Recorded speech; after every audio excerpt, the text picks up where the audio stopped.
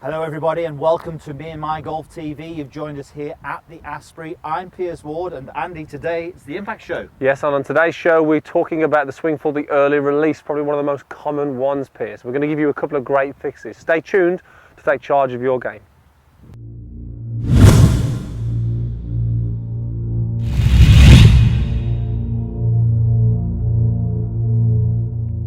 Okay, so welcome to another Impact Show. This is where we answer your questions on the golf swing to create more impact in your game. Absolutely, guys. Now if you want to get involved, go to the Facebook, go to the Instagram and go to the Twitter and get involved today using the hashtag Impact Show. Yes, post your questions on this week's topic, and that brings us to today's topic, which is all about the swing faults, or one swing fault in particular. We posted the question, should we talk about the over the top or the early release swing fault? Now, if you're not familiar with the swing faults, we have 12 on our website. These are the most common swing faults that we see golfers do. Yep. So please go and check them out on meandmygolf.com.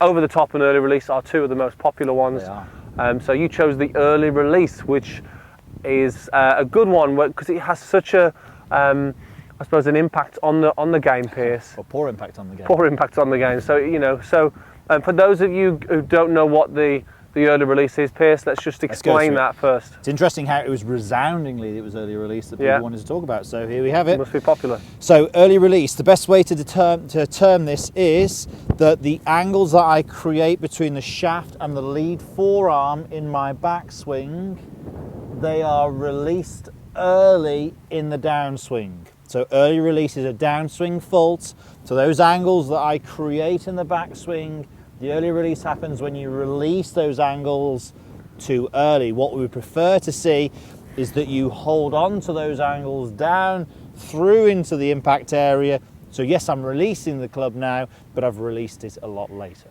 Definitely, yeah. So it's more of a sequencing issue a lot of the time. You know, sometimes the lower body doesn't maybe start, but certainly the club is moving or releasing too early. And it's just not good for you because it creates fat shots, thin shots, really high, weak shots, horrible shots. Yes, yeah. Not solid contact, basically. Definitely, yeah.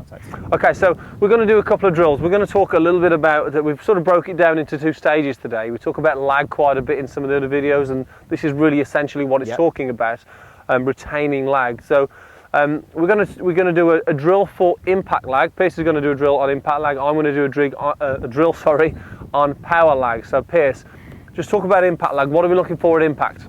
Right, first of all, our new drill, our new tool here. So this is the only reason we're actually doing this video.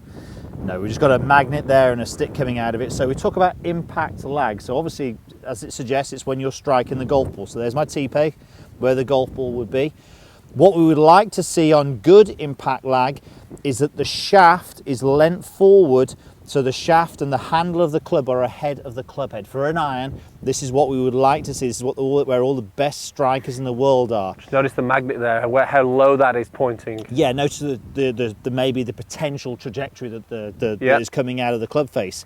When we see poor impact lag, we generally see that the shaft is leant back or maybe level with the ball when you're striking it, but basically the bottom of your arc is happening at the ball or before the ball. Okay, so you can see, as Andy mentioned before, look how high the loft is going on the club now. So what we would prefer to see is getting the shaft forward. That's going to get the bottom of the arc after the golf ball. Is going to make it a lot more solid. Interesting, just you demonstrating the two there, Pierce. Your body went into different positions as you was without even thinking, without doubt.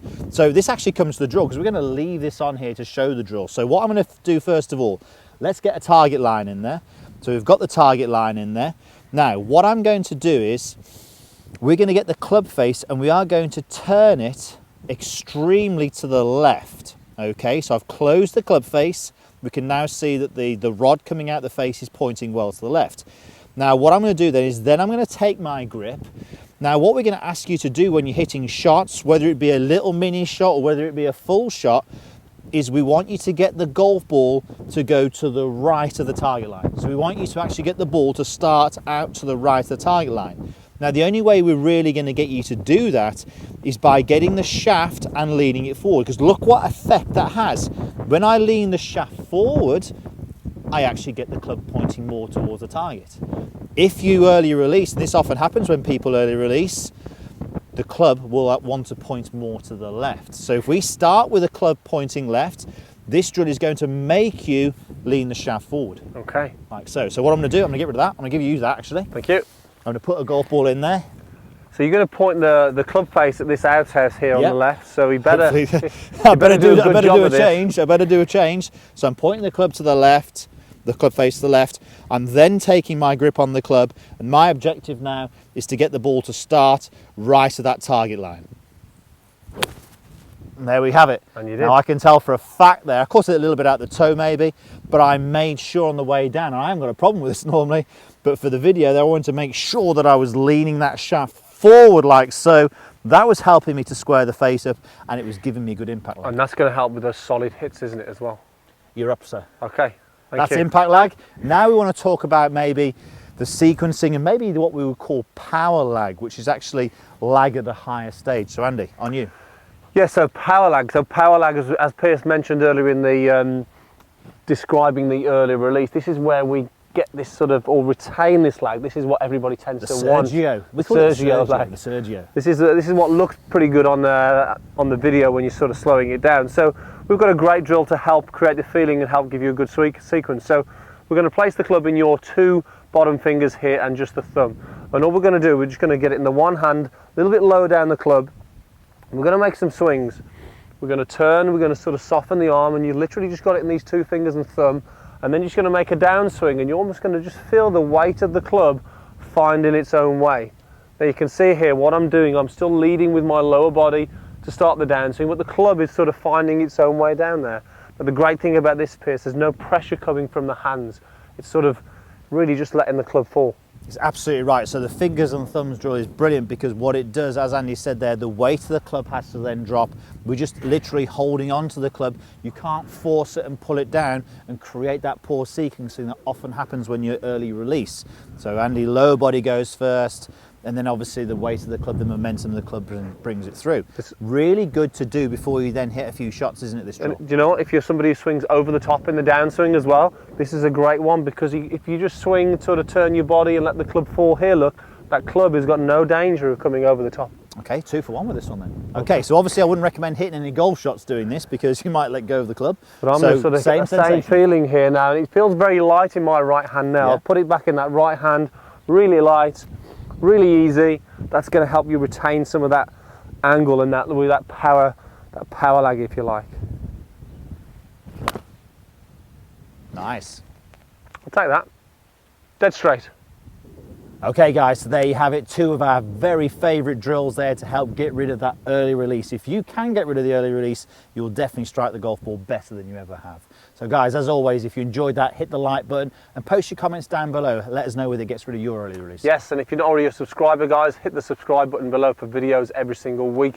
And also check out meandmygolf.com for your free 7-day trial. Lots of videos on there, and also 12 different swing faults. So make sure you go there and find out, take a look and see which one you are doing. And there's loads of fixes as well. Okay, thanks for watching, guys. Make sure you check out Facebook tomorrow as well for our skills and drills. Don't miss that one. You're going to love it. Skills and drills. Cheers.